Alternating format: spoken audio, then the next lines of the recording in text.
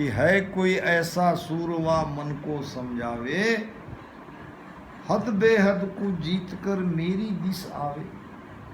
तो आप सब शूरवीर हो, आपको मन को मारना है, मन को मारने का आपको भेद मिला है। भगवान कृष्ण ने गीता में कहा है। अर्जुन ने भगवान कृष्ण को पूछा था, हे भगवान, ये मन तो बड़ा शक्तिशाली है, तो मन को कोई कैसे रोके? तो भगवान कृष्ण ने गीता में कहा कि असंशय महाबाहो मना दुराग्रहम चलम, अभ्यासेन तु कौन्तेय वैराग्येयम। हे अर्जुन, हे महाबाहो, तुम जो कह रहे हो वो ठीक कह रहे हो। मन अति ताकतवर है, इसमें कोई संशय नहीं। असंशय महाबाहो, इसमें कोई संशय नहीं। मन बहुत चलायमान है, मन एक जगह टिकता नहीं है, मन एक जगह रुकता नहीं है। मगर मैं उसका उपाय तुमको बता रहा हूं। अभ्यासेन तु कौन्तेय वैराग्येयच्च गुह्यम। अभ्यास और वैराग्य, ये दो अगर तू धारण कर सकता है तो मन को तू काबू में कर सकता है। अभ्यास क्या?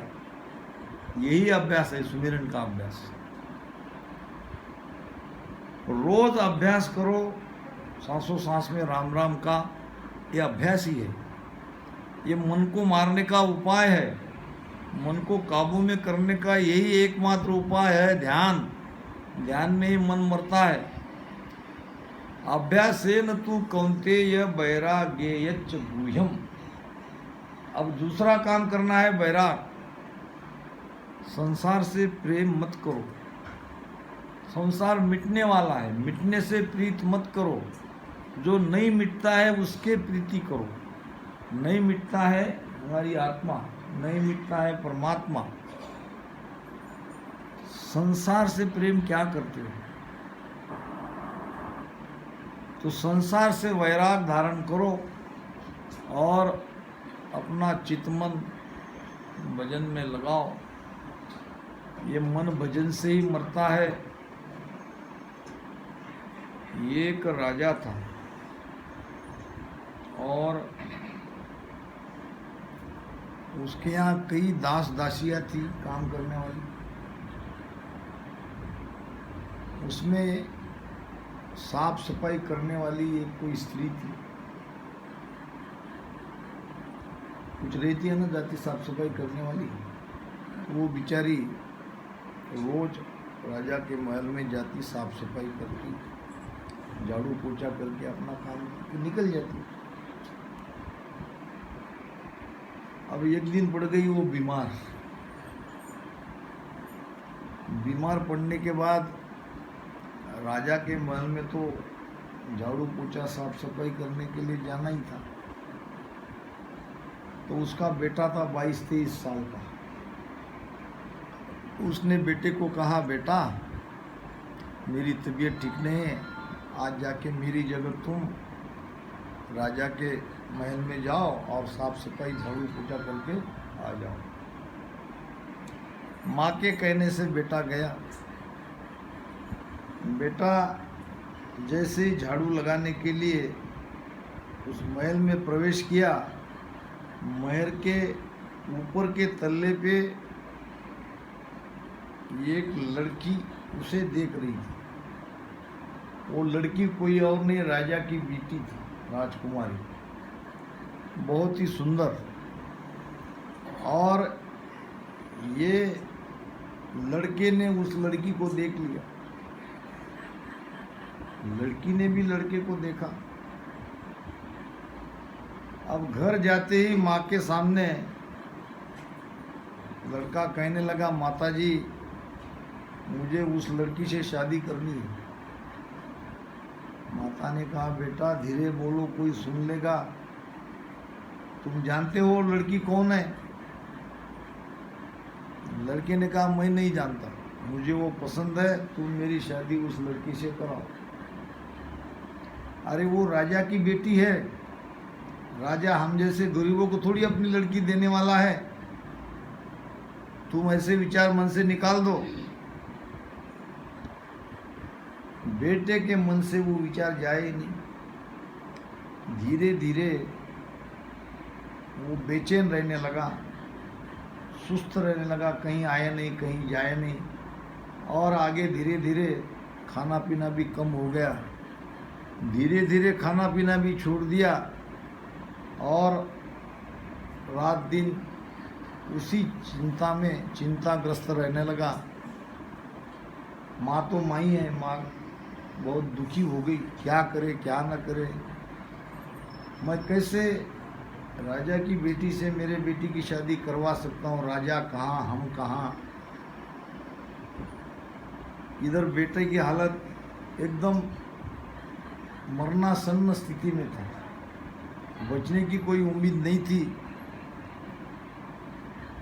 फिर माता गई राजभवन में और माता का चेहरा उतरा हुआ था, बड़ी दुखी थी, बेटा इस हालत में था। तो वही राजा की बेटी ने माता को देख लिया, फिर काम होने के बाद बुलाया अपने पास। इतनी चिंता में क्यों हो माता जी? मैं देख रहा हूँ आजकल तुम बहुत परेशान हो, क्या कोई बीमारी है?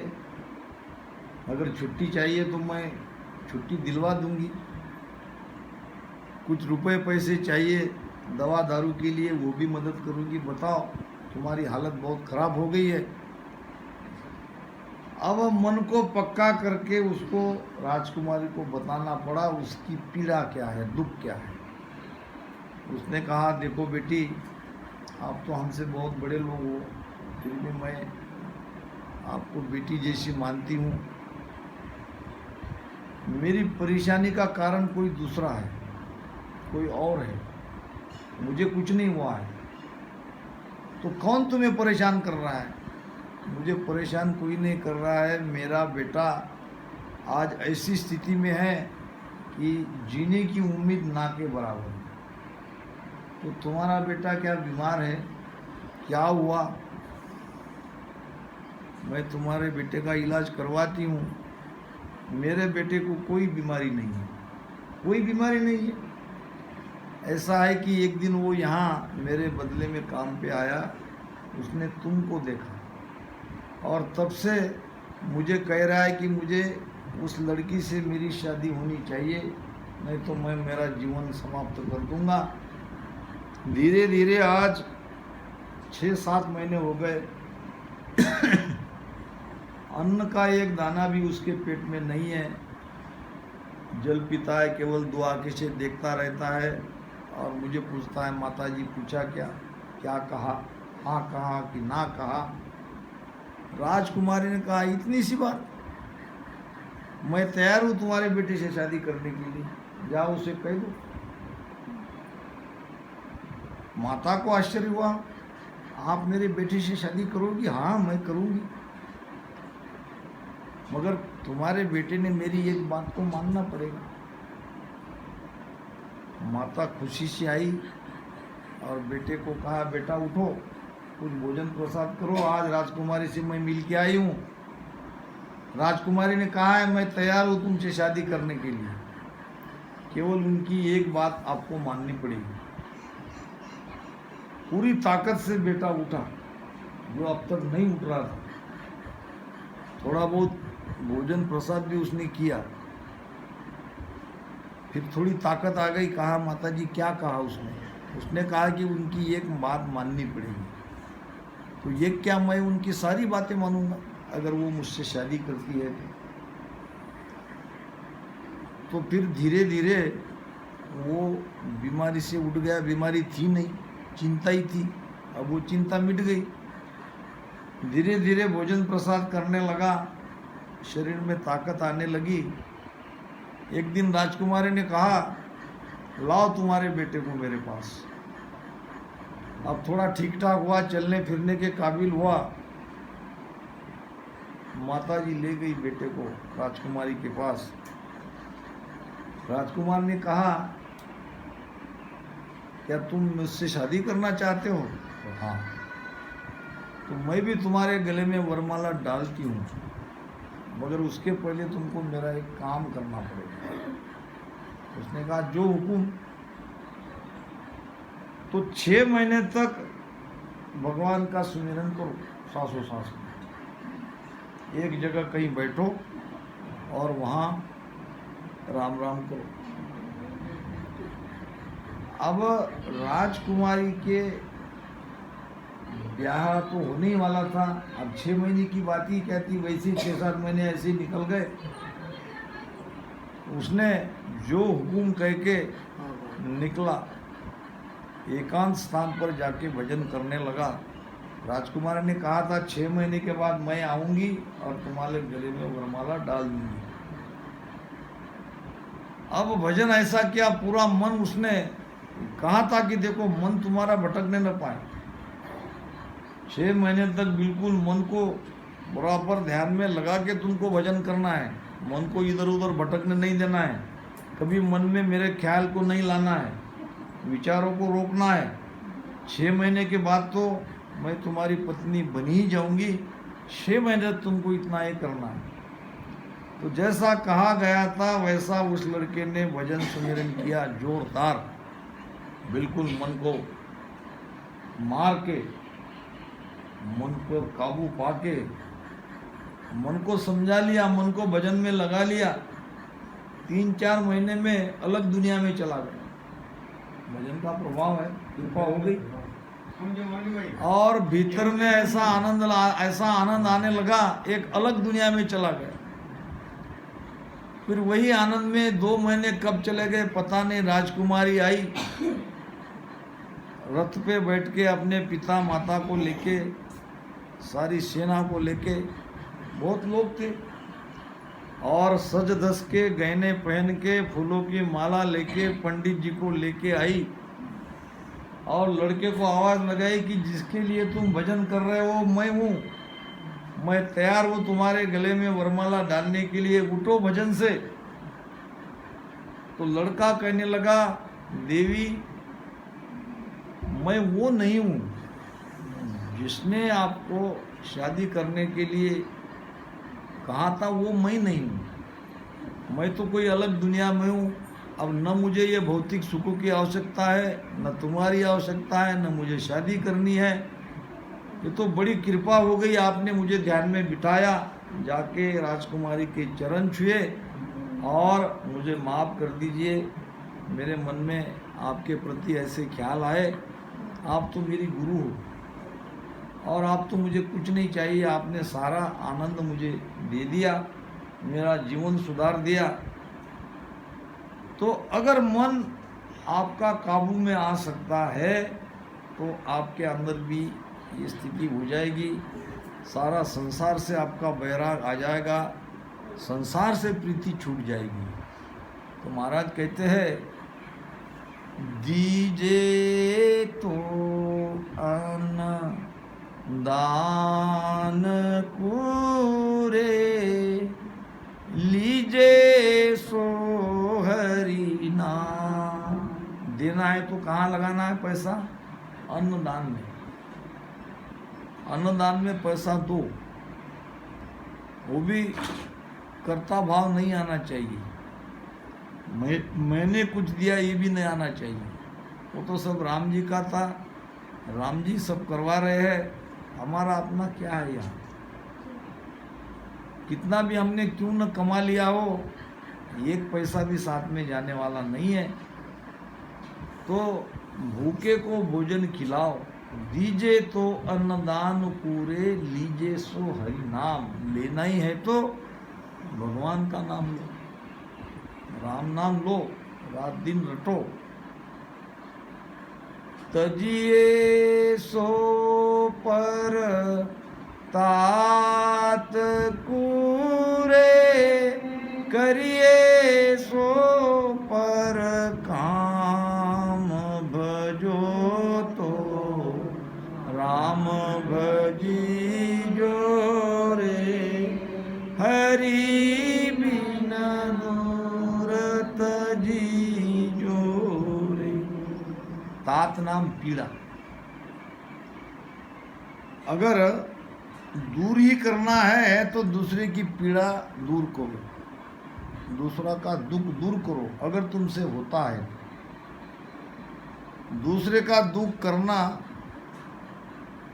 ये प्रताप कहा है महाराज ने, पर पीड़ा की, उनकी पीड़ा को कम करो। किसी को कष्ट हो रहा है तो उस कष्ट में से उसे बाहर निकालो। छोड़ना है, तजना है तो दूसरे की जो कष्ट में है उस कष्ट के से उसको बाहर निकालो। और तजिए सो पर काम, करिए सो पर काम। करना ही है तो किसी के काम में आओ, किसी की मदद करो, किसी की सहायता करो। एक स्कूल में अध्यापक ने कहा कि देखो बेटा, कल तुम कोई न कोई एक अच्छा काम करके आओ, और जब आओगे स्कूल में तो सबने बताना क्या क्या अच्छा काम किया। दूसरे दिन आए लड़के, फिर पूछा किस किस ने अच्छा काम किया ये बताओ। 2-3 लड़के ने हाथ ऊपर किया।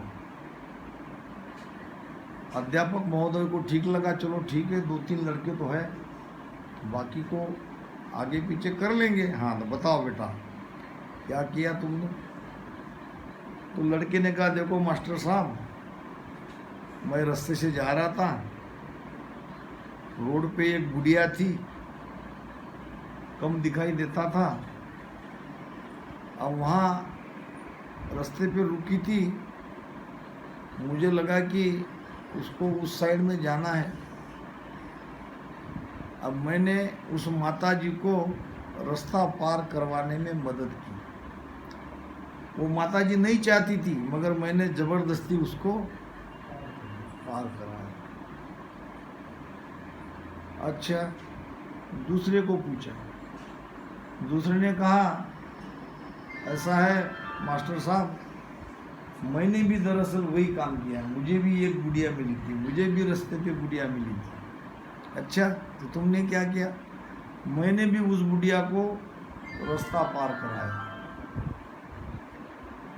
तीसरे को पूछा, तीसरे ने कहा मास्टर जी मेरे साथ भी यही हुआ, मैंने भी एक बुढ़िया को ही रास्ता पार किया। मास्टर जी ने पूछा क्या तुम तीनों को 3-3 बुढ़िया मिली। नहीं, कहने लगे बुढ़िया तो एक ही थी, मगर उसी बुढ़िया को हम इधर से उधर, उधर से इधर, इधर से उधर रास्ता पार करा रहे थे, और कोई काम सूझा नहीं, यही काम हमको ठीक लगा। तो मास्टर साहब ने कहा ये कोई दूसरे का दुख तुमने कम थोड़ी किया, वो बुढ़िया जाना नहीं चाहती थी, उसको ज़बरदस्ती तुम उधर ले गए और तुमने ज़बरदस्ती उसको वापस लाए। और तीसरे ने और ज़बरदस्ती, वो चिल्ला रही थी मुझे कहीं जाना नहीं है, मुझे यहीं रुकना है, किसी का इंतज़ार करना है, तुमने एक नहीं सुनी।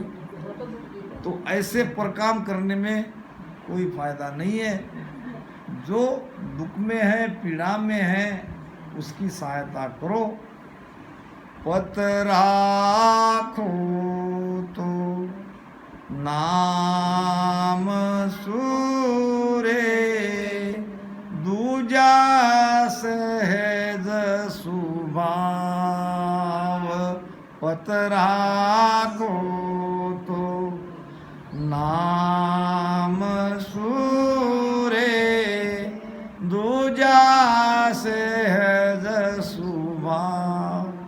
आज्ञा गुरु की मानियो रे, औरत जो विष खाय बजो तो, राम भजी जो रे, हरि बिन दूरत जी जो रे। पत नाम इष्ट, हमारा इष्ट अगर कोई है तो ये गुरु महाराज की भक्ति है। सदगुरु सुखराम जी महाराज हमारा इष्ट है। सदगुरु सुखराम जी महाराज ने जो नयनचिर की बात बताई है, जो कुदरत कला का ज्ञान दिया है, वो कुदरत कला ही हमारा इष्ट है।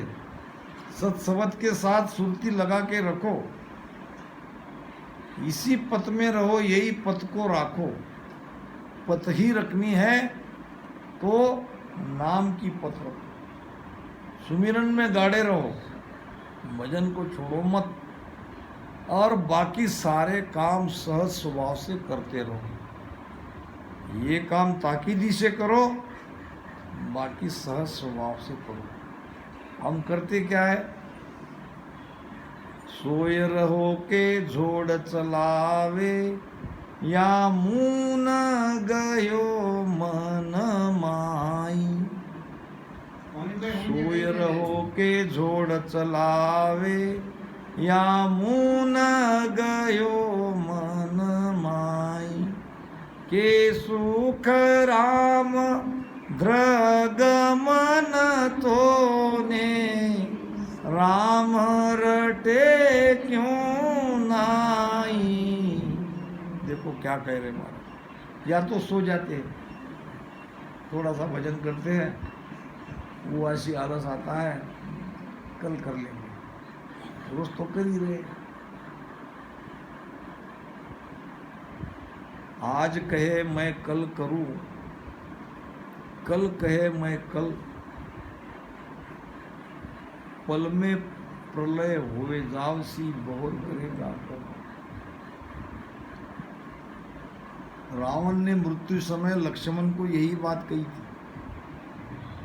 जब राम जी ने उसे भेजा, लक्ष्मण ने बड़े विनती प्रार्थना करके रावण को पूछा कि भगवान राम ने, बड़े भैया ने मुझे तुम्हारे पास भेजा है। उनका कहना है कि तुम महान ज्ञानी हो, तो कुछ तुम्हारे पास अनुभव की बात है, अनुभव का ज्ञान है, तो मुझे कहो जो मेरे जीवन में काम आएगी। तो रावण ने पूरी ताकत से इतना ही कहा कि देखो लक्ष्मण, मैं तुम्हें एक सीख देके जा रहा हूँ कि जो काम करने योग्य है उसको कल पर नहीं टालना।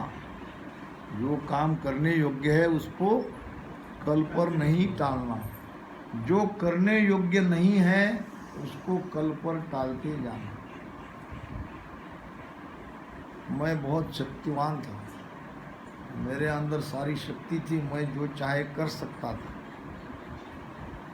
मेरे मन में आया कि मृत्यु लोक से स्वर्ग तक रास्ता बना दूं, मैं बना सकता था, मगर मैंने उसके कर लेंगे, कभी भी कर लेंगे। ये बहुत अच्छा काम मैंने कल पर टाला।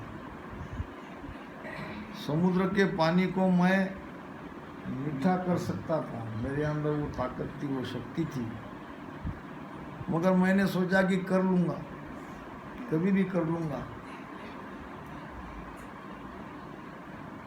और भी ऐसी कई बातें हैं जो मैं कर सकता था, मेरे मन में विचार भी आए, मगर मैं कर नहीं पाया। ये शूर्पणखा ने सीता के सौंदर्य का वर्णन किया और मुझे सीता को पाने का मेरे अंदर वो कामना जगी, और आज मैं किस हालत में हूँ तुम देख ही रहे हो। तो मेरी ये सीख है, जो काम करने योग्य है उसको कभी कल पर नहीं टालना, जो करने योग्य नहीं है उसको कल पर टालते जाना। तो हमको करने योग्य बात है भजन ही। भजन को कल पर मत टालो। करना है सो अब कर लीजो, जीवन जाए भागो रे। समय भाग रहा है, मृत्यु समीप है, कल पर मत छोड़ो भजन को। पल पल आयु घटे तन छीजे, मरणों आवे आगो रे। आगे तो मृत्यु आना ही है, मौत निश्चित है। पल पल में हमारी आयु घट रही है, बैठत 12 चलत 18 सोवत जावे 30 मंथन करता 64 जावे कब सिमरे जगदीश। ये श्वासा जा रही है हमारी, व्यर्थ जा रही है। बैठे हैं तो 12 श्वासा 1 मिनट में जा रही है, चलते हैं तो 18 श्वासा जा रही है, जब सोते हैं तो 30 श्वासा हमारी 1 मिनट में जा रही है व्यर्थ। 1 मिनट में 15 श्वास लेते हैं तो सोने पर दुगनी श्वासा खर्चा हो रही है। मंथन में 64 श्वासा जा रही है। तो श्वासा को बचाओ, श्वासा को सुमिरन में लगाओ। श्वासा पे हमारी आयु है, हमें कोई उम्र नहीं मिली है वह वर्ष इतना आप बचोगे। सबको 21,600 श्वासा 24 घंटे की मिली है। 77 करोड़ 76 लाख श्वासा सबकी आयु है। अब इसमें कौन कितना खर्चा करता है वो देखो। महाराज कहते हैं मन रे सिमर सिमर हल साई, मन रे सिमर सिमर हल साई।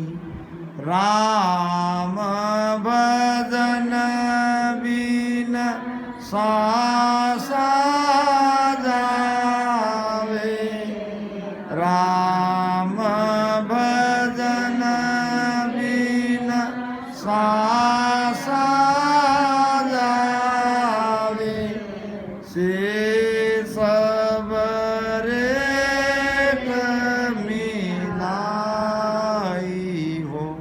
मन रे सिमर सिमर हल सा।